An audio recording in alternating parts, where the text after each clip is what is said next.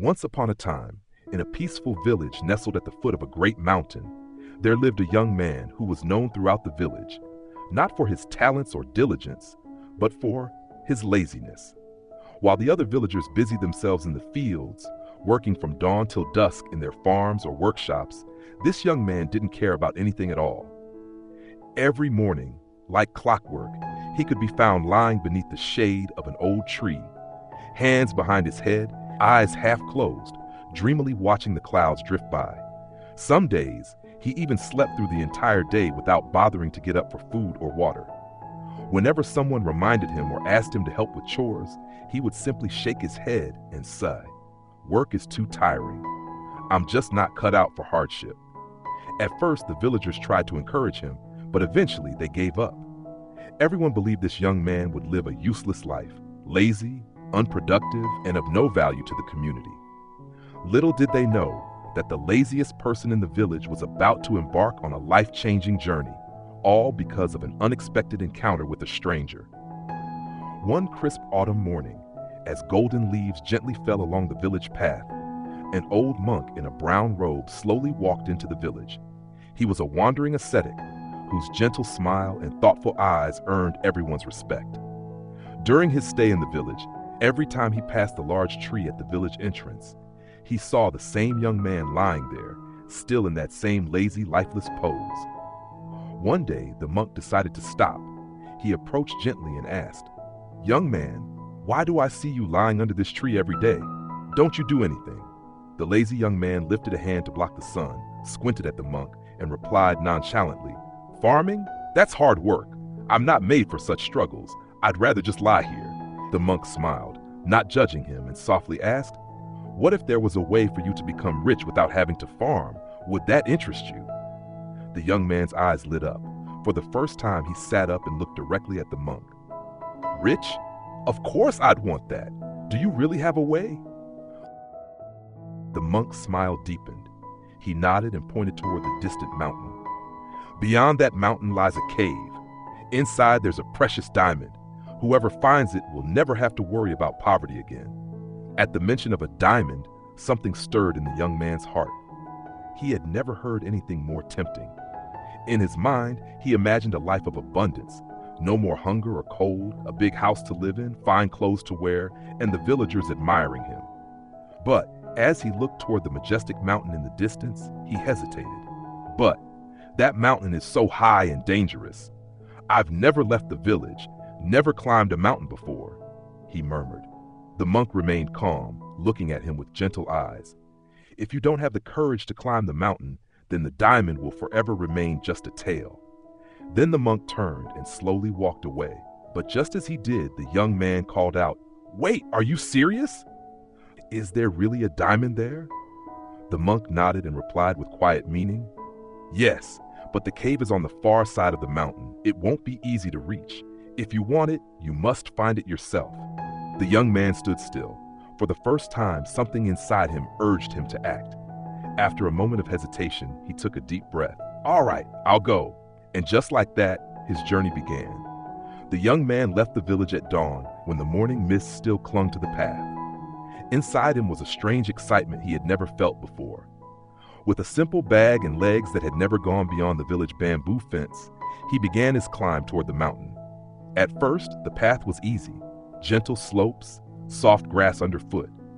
But the higher he climbed, the stronger the wind blew, the sharper the rocks became, and the more treacherous the trail grew. Each step became a challenge, and fatigue quickly set in. At times, he collapsed onto the ground, panting and tempted to turn back. But then, a cool breeze would sweep past, carrying the scent of wildflowers and the freedom he'd never known in the village. And more than that, the monk's words echoed in his mind. "Whoever finds it will never be poor again." He stood up again. Though his feet ached, his clothes were torn, and sweat soaked his back, he kept going. Finally, after a long and grueling journey, he reached the summit. Before him lay a breathtaking view. Clouds beneath his feet, mountain ranges stretching like paintings into the distance. For the first time, he felt a surge of pride from within. But the journey wasn't over. The cave, the one that held the diamond, was on the other side of the mountain. And the path down was even more dangerous than the climb up. The descent was brutal. Steep cliffs, jagged stones, thorny bushes cutting into his skin.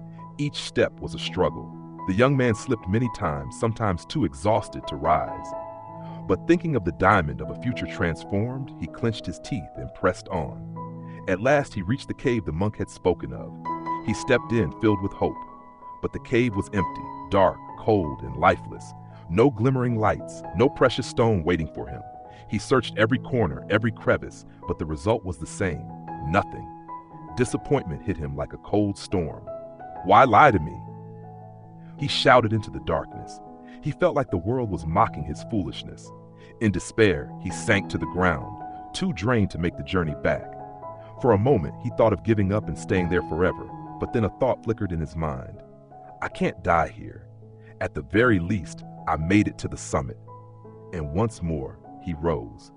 Though exhausted, he retraced his steps, silently making his way back to the village. When he arrived, the first person he sought was the monk. He rushed to him, shouting angrily, "You lied to me! There was nothing in the cave." The monk kept his gentle smile and replied softly, "You already found the diamond." The young man froze. "But I don't understand." The monk said, "The diamond you found was diligence, the willpower you never knew you had. You once refused to move, and now you've conquered a mountain. With that diamond, you can achieve anything you want in life." Upon hearing this, the young man awoke as if from a dream.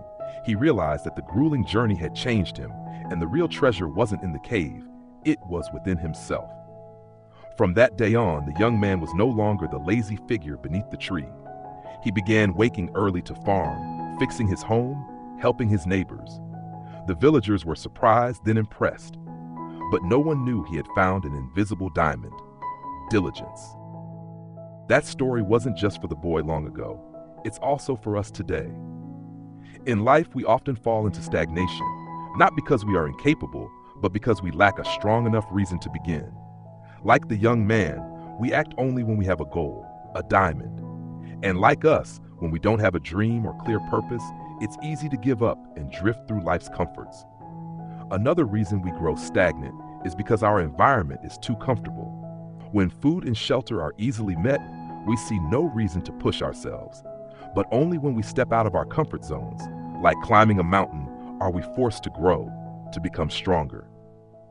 And finally, many people don't know what they're capable of simply because they've never tried. Just like the young man who thought he could never climb a mountain, but did the impossible. Diligence is not a gift someone hands you. It is the result of a journey in which you overcome yourself. And once you forge that diamond, life will open doors you once feared to knock on.